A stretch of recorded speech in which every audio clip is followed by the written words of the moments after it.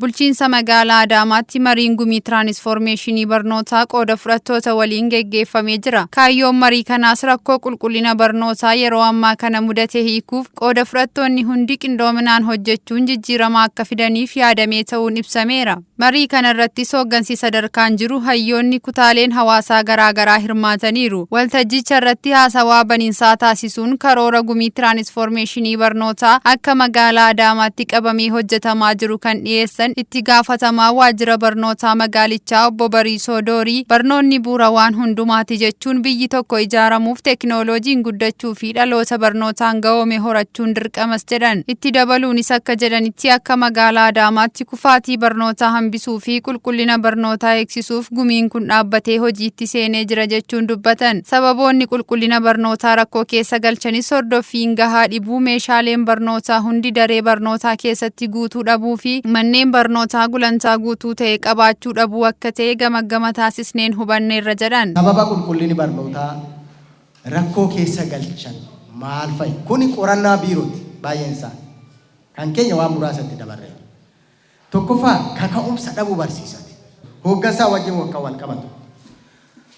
Waajjiruma barnoota irraa kaasee supervaayizara hooggansa waliigala hooggansa barneetota hooggansa manneen barnootaa yookaas illee hanqina qaba.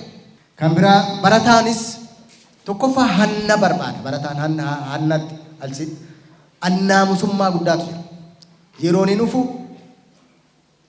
yoo dhufe sin jeeqaa hin hatu qofa barataa muraasatu daree tokko baatee hamma kutaa 10tti geessa jechuudha.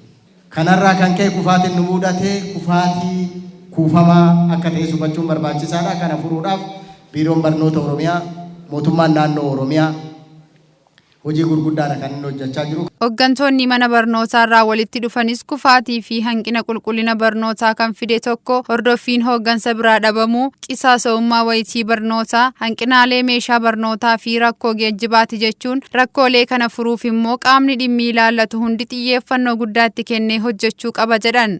Qabxiin barataa maal fakkaata yoo jennee kaafne mana barumsaati fakkaata. Manni barumsaa eenyuun fakkaata jedhanii ogeeyyoonni ennaa kaa'anii hooggansa mana barumsaa, barsiisaa mana barumsicha keessa jiru, barataa, faasilitii, risoorsii achi keessa jiru akka waliigalaatti. Kanaaf keessumaa manneetiin barnootaa keenya yeroo ammaa kana keessumaa barsiisaa nothing replaces teachers contribution. Qabxii barataa wajjin wal qabate jechuudha. Barsiisaan iddoo olaanaa qaba akkuma addunyaattu jechuudha. Saabjektii 3-4 barsiisuuf argineerra jiru. Asuma magaalaa Adaamaa keessa. Namni fiiziksii tokko Ingiliffaan barsiisu arginee jiru.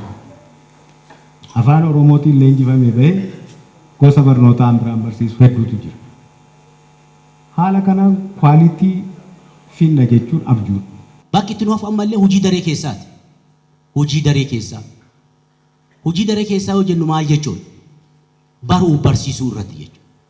Baruu barsiisuu irratti hojii daree keessaa irratti cimnee yoo hojjenne kufaatii kana hir'isuu dandeenya. Barsiisaan sirriitti itti qophaa'ee yaadannoo isaa qopheeffatee karoora torbee qopheeffatee karoora guyyaa qopheeffatee karooraaf kitaaba yookaan tekstii san wal madaalchisee yoo deeme bakka jirutti deebisuu dandeenya jechuudha. Kana irratti cimnee hojjechuu nu barbaachisa jechuudha. Gaaffii fi yaada hirmaattota irraa ka'eef deebii kan kennan itti gaafatamaan paartii badhaadhinaa bulchiinsa magaalaa Adaamaa obbo Ashannaa fi Hajamaa akka jedhanitti kallattii barnootaa keessatti gaaffii nuti kaleessa qabnuu fi har'a qabnu tokko miti jechuun waa'ee garee biyyaa yaaduun kan danda'amu sirna ijaaruudhaan sirna ijaaruuf immoo barnoonni murteessaadha jedhan. Kanaafuu qulqullina barnootaa eegsisuuf hordoffiin hooggansaa cimaa taasisuun meeshaalee barnootaa barbaachisaa ta'e guutuun qisaasa'ummaa wayitii barnootaa hambisuu fi leenjii barsiisotaaf kennuu irratti hojjetamuu qabas jedhan. Jijjiirama ammaatti dhufe kana keessatti gama barnootaatiin waan dhufe ciminoota jiran qabannee hanqinoota jiran immoo sirriitti adda baasnee egeree dhalootaa murteessuuf immoo har'a karoorsinee hojjennee egeree keenya yaa miidhagsinuudha. Sirna jabaa ijaaruu barbaannu sirna dinagdee haa ta'u sirna biyya kanatti geggeessinu haa ta'u ijaaruu kan dandeenyu egeree biyya kanaa murteessuudhaaf barnoonni murteessaadha erga jennee waa'ee kufaatii kaleessaa qofaa miti jechuudha haasa'uu kan qabnu. Yes, institushiniin ijaarranne. Institushiniin barnootaas achi keessaa tokko. Biyya kana keessatti feeraariitii kan fide institushiniin hin ijaaramneedha. Dhaabbileen hin ijaaramneedha. Dhaabbileen barnootaa bilisa ta'anii hojii baruuf barsiisuu geggeessan biyya kana keessatti hin uumamneedha. Dhaabbilee sana keessa kan jiru immoo nama. Barataa jira, barsiisaa jira. Aantummaa ogummaa ofiif qabaachuun, aantummaa biyyaaf qabaachuun, aantummaa dhaaba siyaasaa tokkoof qabaachuu sanatti hirkachuudhaan diigumsi biyya kana keessa ture waan salphaa miti.